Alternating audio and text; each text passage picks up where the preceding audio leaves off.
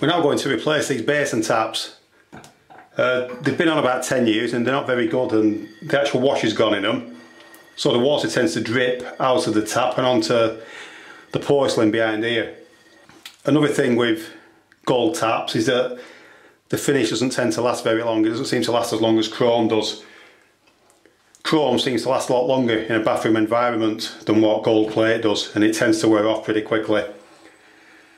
So what we're going to do with these is we're going to replace both of the taps. So I've been out and I bought this set of basin taps that was in the sale at 12 quid. And this is just exactly what we need to replace the taps that we've already got on the basin. It's just a case of taking the old ones off, putting the new ones on. There's nothing complicated about it, but there are a few precautions that you need to take before you do it. Before you can change the taps, you need to isolate the water going to them. In a lot of cases, there will be an isolation valve below that you can just turn to turn the water off. But in this case, there isn't. So what I've done is I've isolated the rising main coming into the property. So now there's no water coming into the property at all. And I've also opened the downstairs taps. And I've just opened these now, you can hear them gurgling.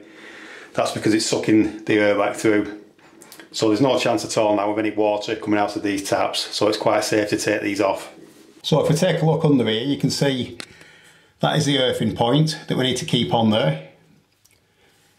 And then higher up is the nut that connects the pipe to the tap, so we need to undo that first.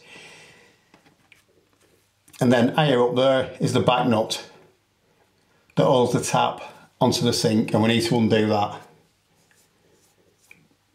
Now I've tried filming underneath the sink and it's almost impossible. So what I'm going to do is I'm going to demonstrate up here what I'm actually going to do below the sink. So that's the actual tap connector there that's held onto the threaded part of the tap. And coming out the door will be the pipe. So from underneath we need to get a basin wrench on there and turn that nut anti-clockwise to undo it. And then when we've undone it, we can unscrew that. And then we can just move that out of the way slightly. So we then need to undo the flanged back nut. So in order to do that, we just slide up a box spanner of the correct size and locate it, and then turn that in an anti-clockwise direction. And then once we've got that loose, we can undo that, and then the tap will then come straight out.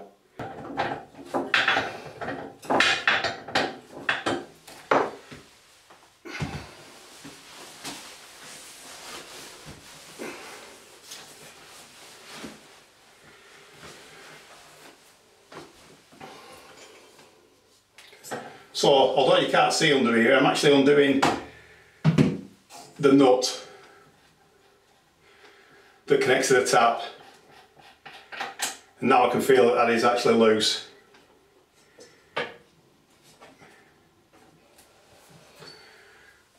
So now the next thing to do is get the box wrench on there.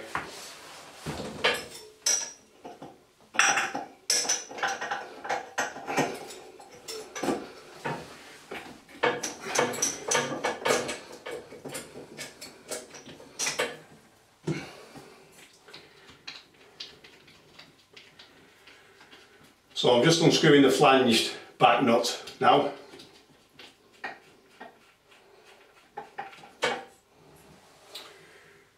And as you can see, that tap has now come straight out of the hole. So that's one out. So I'm just going to give that a wipe now where the tap's been.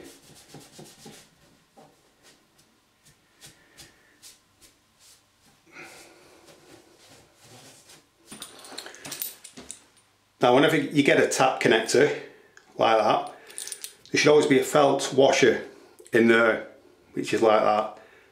So you need to check that that felt washer is in good condition. And if it's not, you need to replace it, because if you don't, it will leak. The new tap comes with a washer. So the washer goes on there, and then that goes through that hole.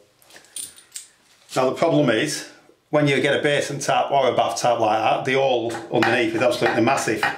So it just spins about all over the place. And that's one of the reasons why you end up with loose taps.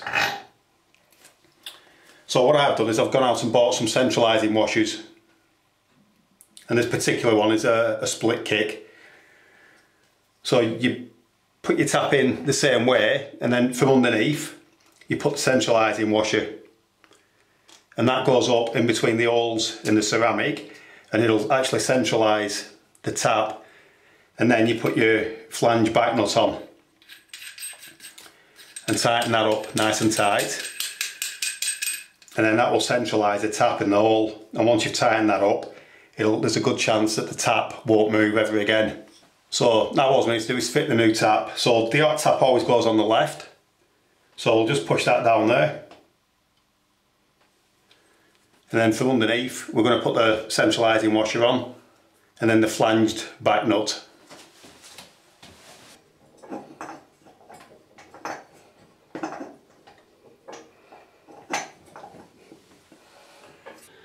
So now you can see up there that we've got the new tap sticking through the basin, and you can see the centralising washer and the flange back nut. So all that's quite tight now. So now all we need to do is connect up the tap connector back to the tap using the basin wrench. So the first thing we need to do is undo the nut that's holding the actual pipe to the tap. So we're just going to slide the basin wrench up there and get it on the nut, and then turn it anti-clockwise.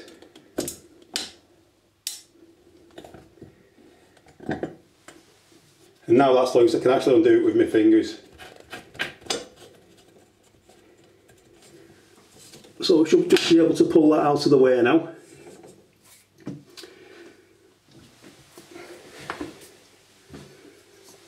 So the next thing we need to do is get the box spanner on the back nut. So we should just be able to slide that up there and turn it. And that is quite loose actually.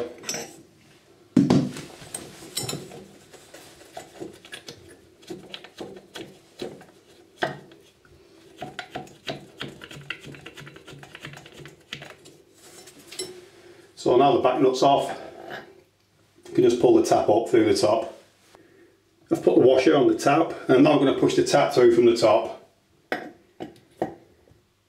Now all I need to do is slide up the centralising washer and then put the flange nuts on the back.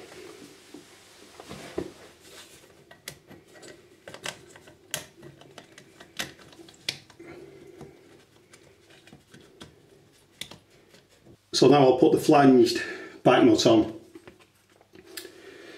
And of course it may seem obvious, but it does go on that way, so that the flange part is touching the basin.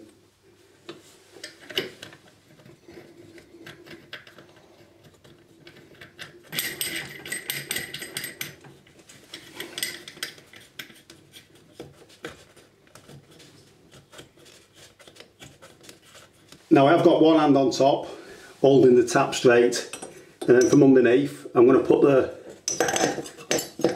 box spanner on and tighten up the flange nut.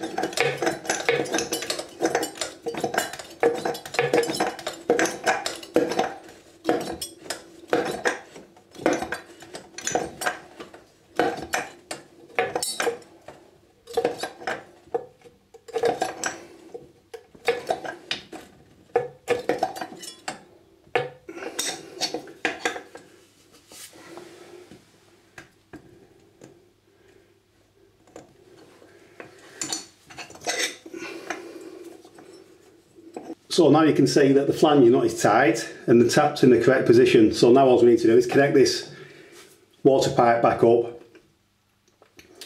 And I have checked the condition of the felt seal, and it does look like it's in good condition. So we're just going to put the nut back on and then tighten it back up.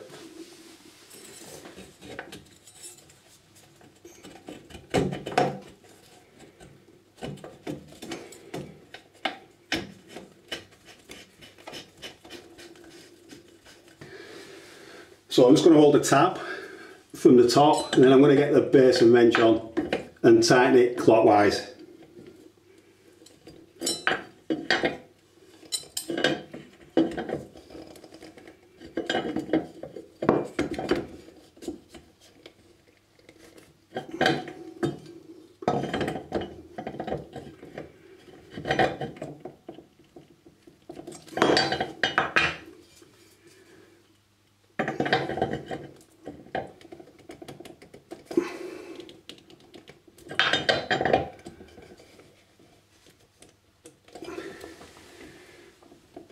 And now, before I turn the water back on, I've actually ripped some toilet tissue into a strip.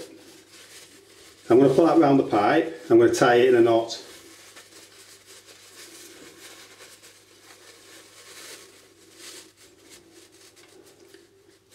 The reason why I do this, and I'll do it at both sides, is occasionally when you've took one of these pipes off, they can leak ever so slightly, and it tends to drip down the back of the pipe where you can't see it.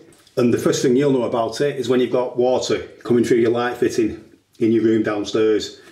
So whenever you've done any plumbing like this, it's always a good idea just to tie a piece of tissue around, and that'll tell you immediately if it's leaking, because it'll go wet straight away. And of course, when you turn the taps on for the first time, you will have a bit of air coming out of them. See a bit of discoloured water as well. And all we need to do is keep checking that tissue to make sure it's dry. Because if that tissue gets wet, it means you've got a leak.